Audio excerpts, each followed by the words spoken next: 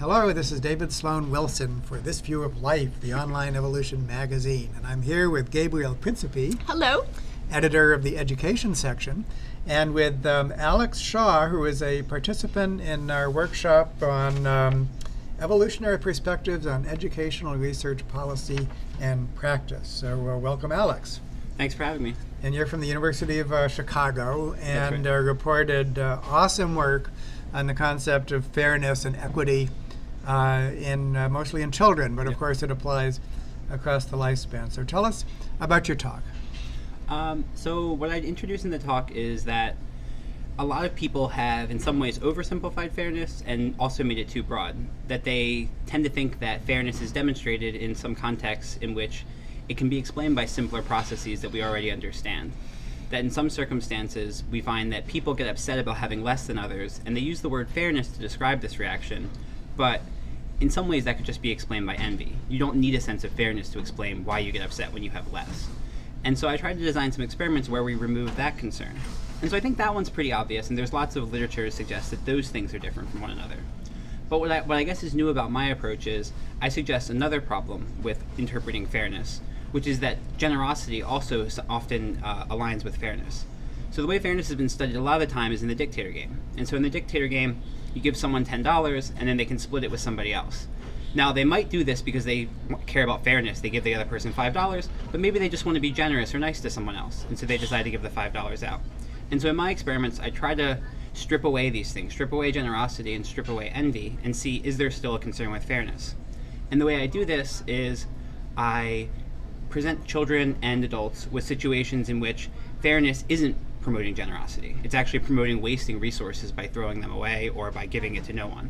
And I find that adults and children say to throw resources away or give it to neither of them in these kinds of contexts, suggesting that fairness is more than just a concern with generosity or envy. And now describe some of the experiments with children, because they're cute experiments. Yeah. Okay. So the experiments with children are like the following. We say, look, there are two kids named Mark and Dan who both did a really good job cleaning up their room, and so we want to give them some erasers as a prize.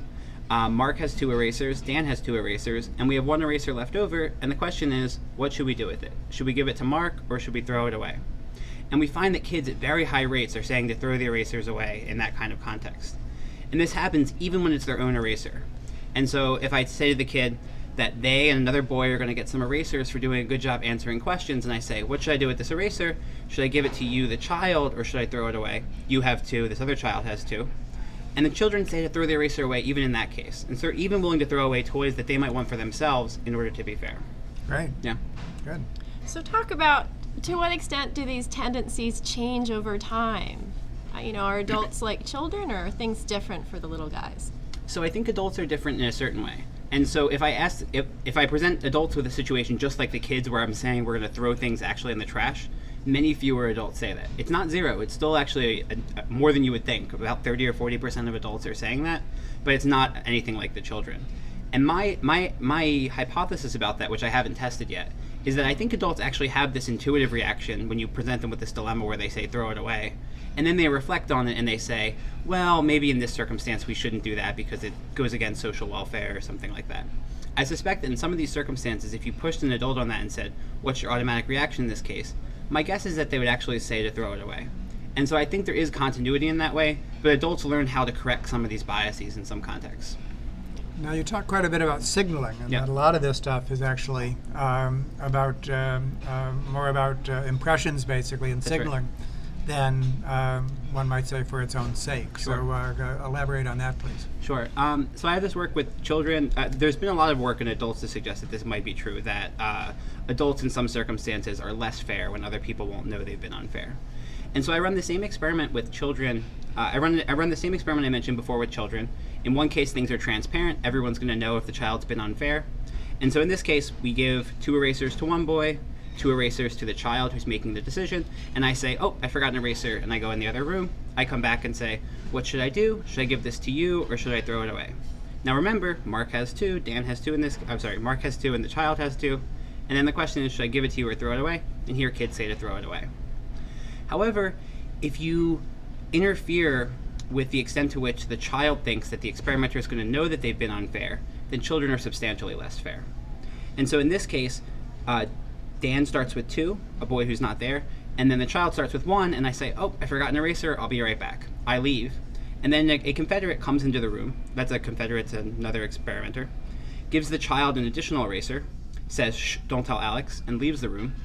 And then I come back in the room and say, what should I do? Should I give this to you, or should I throw it away? Now remember, in this case, Dan has 2 and the child has 2. And so if the child was really concerned with maintaining fairness in this case, he should say to throw it away because it's exactly the same decision as before. However, he might think that I don't know that he has an equal amount right now.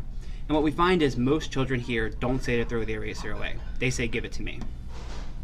Although most, yes, some do. So some actually do have a sense of Some of them do, but one of those kids in that group down there is kind of funny. So 25% of kids still say to do the fair thing. I suspect that some of them think that I'm going to check on them, and I have evidence from one of those kids. So for one of those kids, what happened was that same thing happened. I came back in the room and I said, what should I do? Should I give this to you or should I throw it away? The kid said, throw it away. And I said, oh, great.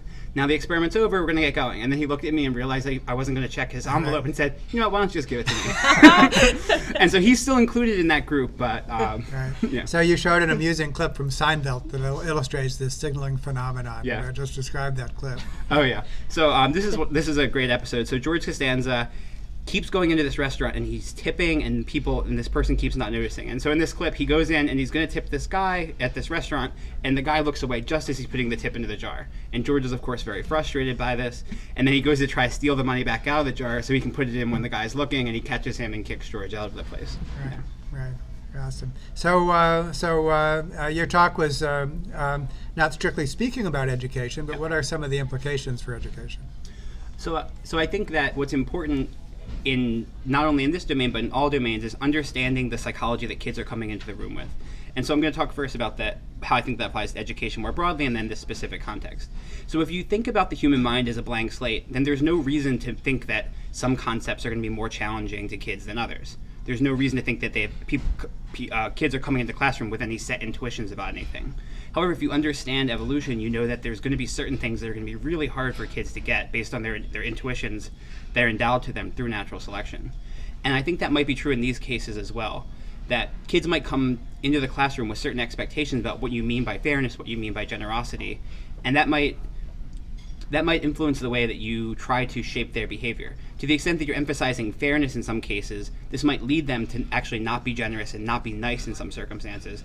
And then telling them to be nice or to promote reciprocity in some circumstances might actually cause other problems where reciprocity is something that is very good at creating cliques and creating dyads and strong dyads, but it's not necessarily good at creating sort of an egalitarian relationship between different groups of people.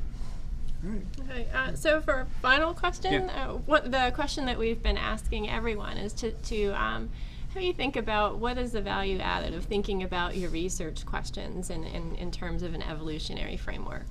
So I think evolution, the reason that I've been successful, I think, is I'm not a very smart person. It's just that I have this evolutionary tool that helps to shape the research. And things just make sense when you think about the things in terms of natural selection and their function. And so as an evolutionary psychologist, when people are telling me there's this negative reaction to receiving less that pushes you in one direction, to me, on face, it just pops out right away. That's a psychology for pursuing hierarchy or pursuing status.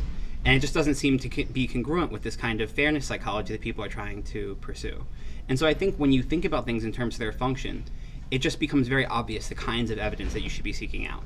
And so, as we talked about during the conference, it's not that other people can't do good research and come up with good questions. It's just more efficient to do it in an evolutionary perspective. You just know exactly where to look for the kinds of evidence to support one view or the other. And it just really clarifies things, I think, well. Awesome. Alex, great. Great, wonderful. Thank you so much. Thanks. Bye-bye. Yeah.